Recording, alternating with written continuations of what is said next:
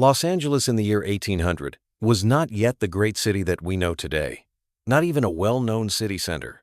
It was a small, cut-off settlement far away, almost forgotten by the rest of the world, sitting on a wide, fertile, flat land fed by a river that did not flow steadily, surrounded by gentle hills, and open to the Pacific Ocean. At that time, Los Angeles was part of the Viceroyalty of New Spain, and life there revolved around surviving, farming, and faith. Its full name was the Town of Our Lady, the Queen of the Angels of the Porciuncula River. Music. A long and serious name for a simple place with only a few dozen adobe houses gathered around a main square. There were no paved streets, no grand buildings, and no signs of wealth. Everything was simple and practical, built with whatever materials the land could provide. The square was the heart of the town. From there, social, religious, and government life was organized.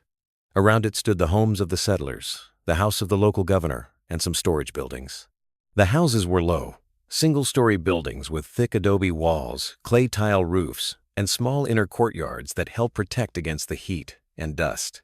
In the year 1800, the population of Los Angeles was barely over 300 people. They were mostly people of mixed Spanish and Indigenous heritage. Indigenous people, Spaniards, and people of African descent. A mixed music, very different from the image usually connected with the colonial past. In fact, since its founding in 1781, the town had been built as a diverse community made up of humble families, music, who were looking for a new opportunity on the northern edge of the Spanish Empire. Daily life was hard and repetitive. The day began at sunrise. The men went out to the fields, music to the animal pens, or to take care of maintenance tasks around the town.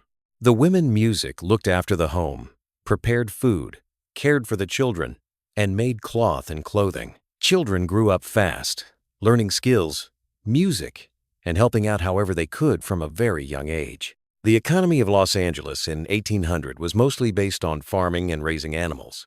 The fields around the town were used to grow corn, beans, music, pumpkins, and wheat. The river provided water, though not always steadily, which forced the people to build basic irrigation ditches to water their crops. Livestock was one of the greatest sources of wealth in the region. Large areas of land were used for raising cows and horses, many of which were half-wild. Hides and tallow were valuable products traded with other settlements or sent with great difficulty south toward San Diego or Monterey. There were no proper roads.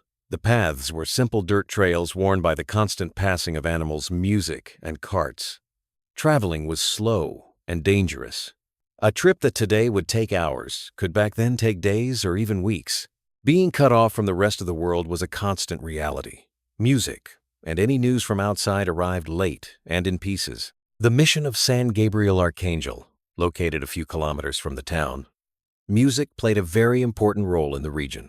There, Franciscan missionaries tried to convert the local indigenous people to Christianity. Music, especially the Tongva, who had lived on these lands long before the Europeans arrived. For the indigenous people, the year 1800 was a time of deep change and great suffering.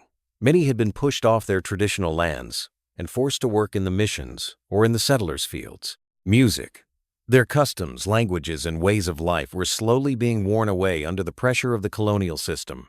The relationship between music, the town of Los Angeles, and the indigenous communities was complicated.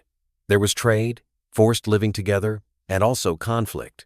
Some indigenous people worked in the town as day laborers, craftspeople, or servants, while others resisted by moving away to harsher, more remote areas. Religion shaped the rhythm of the calendar.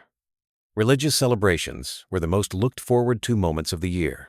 Processions, church services, celebrations, and community gatherings broke up the sameness of daily work. The church was not only a spiritual place, but also a social and political one. In 1800, fear was a constant music companion. Fear of droughts, disease, attacks, and bad harvests. Diseases could wipe out entire communities in a short music time, and the medicine available was limited and very basic. Despite everything, there was hope. The settlers believed in the future of their land. They could see the potential of those fertile plains, the mild climate, and the plentiful grazing land. Although Los Angeles was small and fragile, it was destined to grow. Spanish power in the region was beginning to show signs of weakness. The authorities were far away, Resources were scarce, and control was more of an idea than a reality. Many decisions were made locally, adjusting to the conditions and the reality of the land. The night in Los Angeles in 1800 was music dark and silent. Without any public lighting, the town was wrapped in music darkness, lit only by candles and fires. The sky, free of any pollution, showed a breathtaking blanket of stars, reminding the people how small they were in that far corner of the world. The Pacific Ocean, although nearby, music was not yet a source of wealth. The natural port was barely developed, and trade by sea was very limited. However, its constant presence shaped the climate and gave a sense of open space, like a wide open frontier leading toward the unknown. As the century moved forward without knowing it, Los Angeles stood on the edge of great changes. Music, political changes, new powers, and future waves of people would change that quiet, isolated town forever. But in the year 1800, all of that was still very far away. Los Angeles was a place where time seemed to move slowly, shaped by the rhythm of the land, faith, and survival.